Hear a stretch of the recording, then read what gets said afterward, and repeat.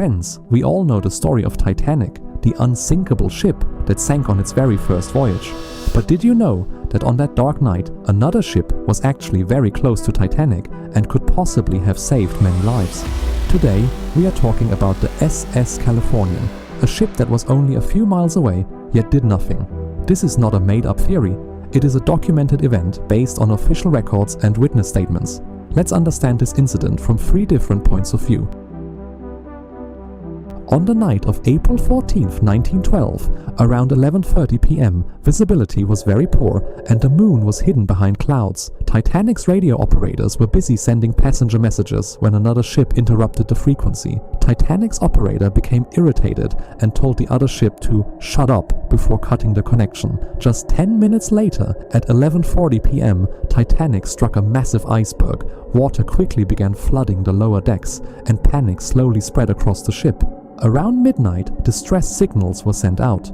At 12:20 a.m., lifeboats started being lowered into the freezing Atlantic Ocean. The ship RMS Carpathia responded, but it was 58 miles away and would take nearly 4 hours to arrive. Then came one of the biggest mistakes of the night. At 12:45 a.m., Titanic's crew launched white rockets into the sky. The problem was that they did not have standard red distress rockets, which were commonly recognized as emergency signals.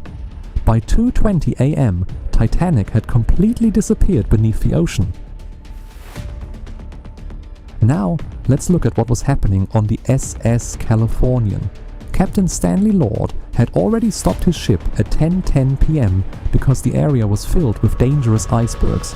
He ordered his radio operator, Cyril Evans, to warn Titanic about the ice ahead. Evans tried to send a warning, but Titanic's operator rudely dismissed him and ended communication. Evans was exhausted after a long shift, so shortly after 11 p.m. he switched off the radio and went to sleep. If he had stayed awake for just 1 more hour, he would have heard Titanic's distress calls. Later that night, Captain Lord and his crew saw white rockets in the distance, but because distress signals were normally supposed to be red, they assumed the rockets were not an emergency. Instead of waking the radio operator, they tried to contact the ship using a Morse signal lamp, but received no response. At that time, many old-fashioned captains still did not fully trust radio communication, and that decision would become one of the most controversial parts of the disaster. When Cyril Evans finally woke up around 4 a.m. and turned the radio back on, he learned that Titanic had already sunk.